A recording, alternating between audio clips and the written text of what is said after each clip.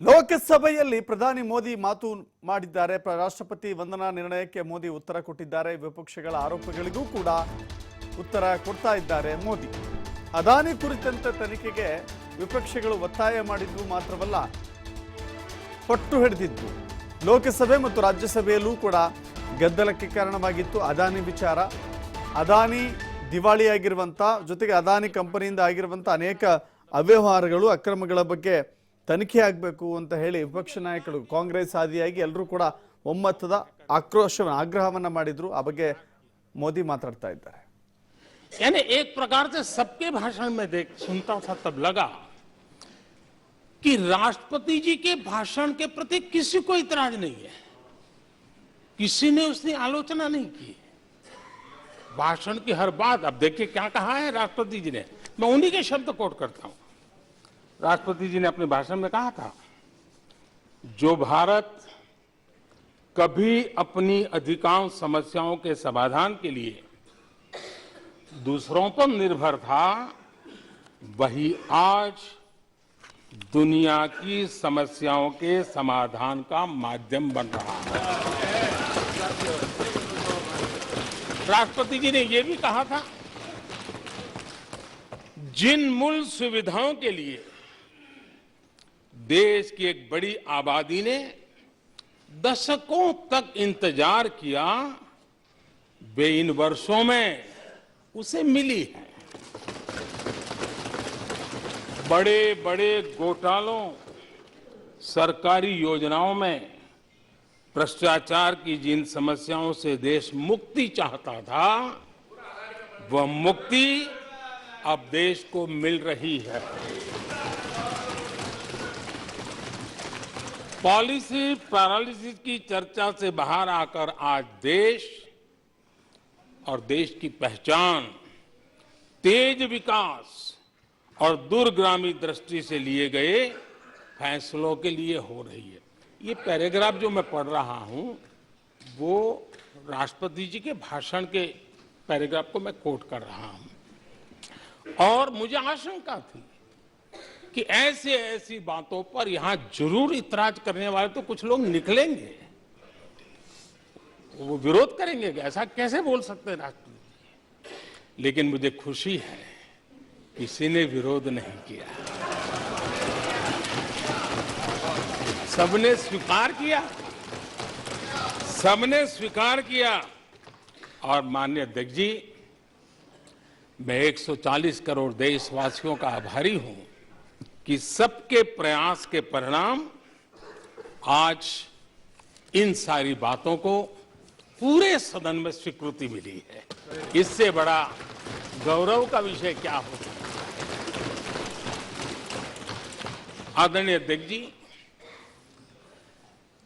सदन में हंसी मजाक, टीका टिप्पणी, नोक-झोंक, ये तो होता रहता है, लेकिन ये नहीं भूलना चाहिए कि आज राष्ट्र के रूप में गौरवपूर्ण अवसर हमारे सामने खड़े हैं। गौरव के क्षण हम जी रहे हैं। राष्ट्रपति जी के पूरे भाषण में जो बातें हैं, वो 140 करोड़ देशवासियों के सेलिब्रेशन का अवसर है। देश ने सेलिब्रेट किया है। माननीय अध्यक्ष जी, 100 साल में आई हुई ये भयंकर बीमारी, महामारी, दूसरी तरफ युद्ध की स्थिति, बटा हुआ विश्व, इस स्थिति में भी, इस संकट के माहौल में भी देश को जिस प्रकार से संभाला गया है, देश जिस प्रकार से संभला है, इससे पूरा देश आत्मविश्वास से भर रहा है, गौरव से भर रहा है। आदरणीय अध्यक्ष जी, चुनौतियों के बिना जीवन नहीं होता है, चुनौतियां तो आती हैं, लेकिन चुनौतियों से ज्यादा सामर्थ्यवान है 140 करोड़ देशवासियों का जज्बा, 140 करोड़ देशवासियों का सामर्थ्य चुनौतियों से भी ज्यादा मजबूत है, बड़ा है और सामर्थ्य से भरा हुआ है। इतनी बड़ी भयंकर महामारी, बटा हुआ विश्व, युद्ध के कारण हो रहे विनाश, अनेकों देशों में अस्थिरता का माहौल है, कई देशों में भीषण महंगाई है, बेरोजगारी, खाने पीने का संकट, और हमारे अड़ोस पड़ोस में भी जिस प्रकार से हालत बने हुई है, ऐसी स्थिति में माननीय अध्यक्ष जी, कौन हिंदुस्तानी इस बात पे गर्व नहीं करेगा कि ऐसे समय में भी देश दुनिया की 5वीं बड़ी अर्थव्यवस्था बना है।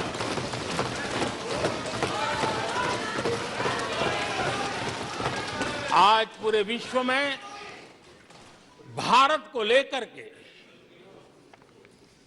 पॉजिटिविटी है, एक आशा है, भरोसा है। और माननीय अध्यक्ष जी, ये भी खुशी की बात है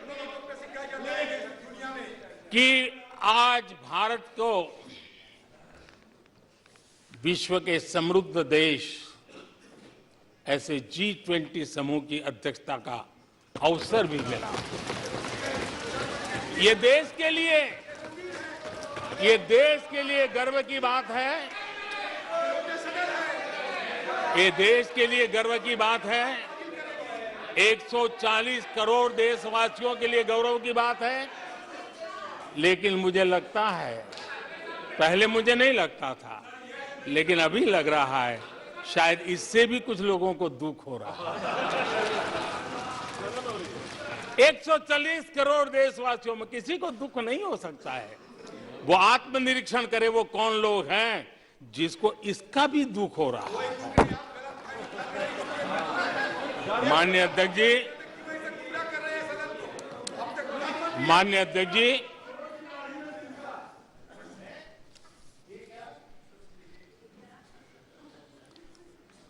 आज दुनिया की हर विश्वसनीय संस्था, सारे एक्सपर्ट्स जो वैश्विक प्रवाहों को बहुत गहराई से अध्ययन करते हैं, जो भविष्य का अच्छे से अनुमान भी लगा सकते हैं, उन सबको आज भारत के प्रति बहुत आशा है, विश्वास है और बहुत एक मात्रा में उमंग भी है। और आखिर ये सब क्यों? ऐसे ही तो नहीं है। आज पूरी दुनिया भारत की तरफ इस प्रकार से बड़ी आशा की नजरों से क्यों देख रही है? इसके पीछे कारण है। इसका उत्तर छिपा है भारत में आई स्थिरता में, भारत की वैश्विक साख में, भारत के बढ़ते सामर्थ्य में और भारत में बन रही नई संभावनाओं में।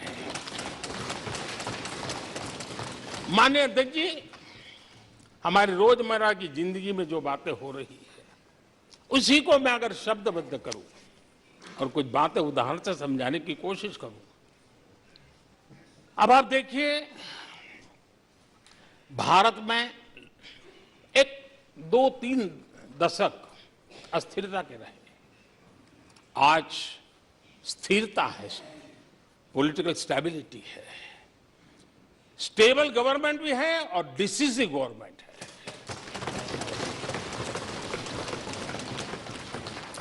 और उसका भरोसा स्वाभाविक होता है। एक निर्णायक सरकार, एक पूर्ण बहुमत से चलने वाली सरकार वो राष्ट्र हित में फैसले लेने का सामर्थ्य रखती है। और ये वो सरकार है,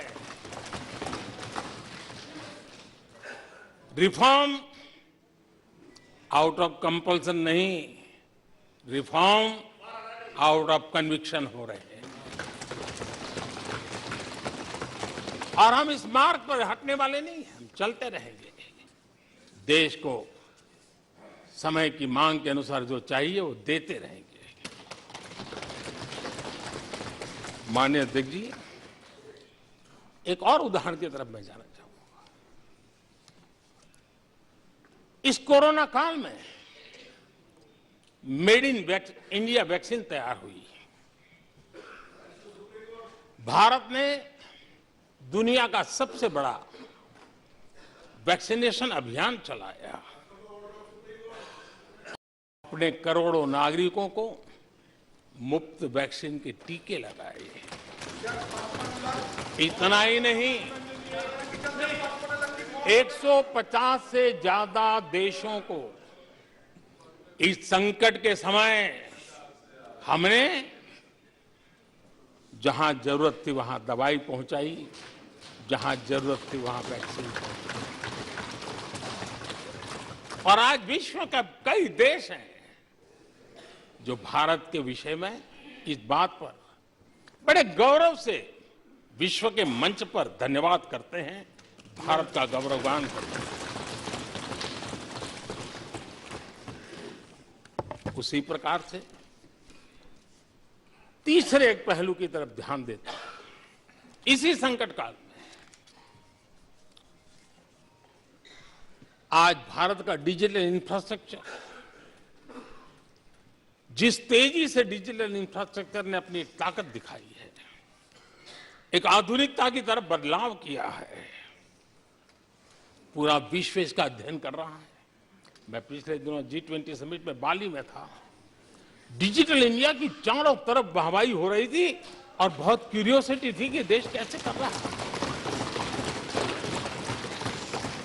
कोरोना काल में दुनिया के बड़े बड़े देश, समृद्ध देश अपने नागरिकों को आर्थिक मदद पहुंचाना चाहते थे, नोटें छापते थे, बांटते थे, लेकिन बांट नहीं पाते थे।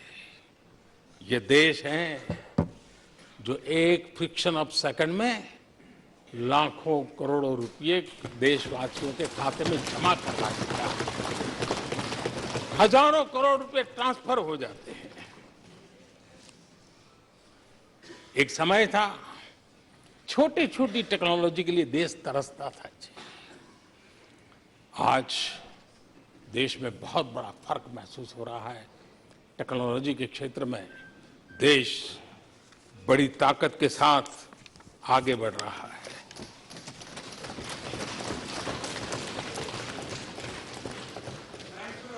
कोविन, दुनिया के लोग अपने वैक्सीनेशन का सर्टिफिकेट भी दे नहीं पाते जी। आज वैक्सीन लो, हमारे मोबाइल फोन पर हमारा सर्टिफिकेट दूसरी सेकंड पे अवेलेबल। ये ताकत हमने दिखाई है। माननीय अध्यक्ष जी, भारत में नई संभावनाएं हैं। दुनिया को सशक्त वैल्यू और सप्लाई चेन, उसमें आज पूरी दुनिया ने कोरोना कालखंड ने सप्लाई चेन के मुद्दे पर दुनिया को हिला के रख दिया है। आज भारत उस कमी को पूरने की ताकत के साथ आगे बढ़ रहा है। कईयों को बात समझना बहुत देर लग जाएगी। भारत आज इसी दिशा में एक मैन्युफैक्चरिंग हब के रूप में उभर रहा है और दुनिया भारत की समृद्धि में अपनी समृद्धि देख रही है। माननीय अध्यक्ष जी, निराशा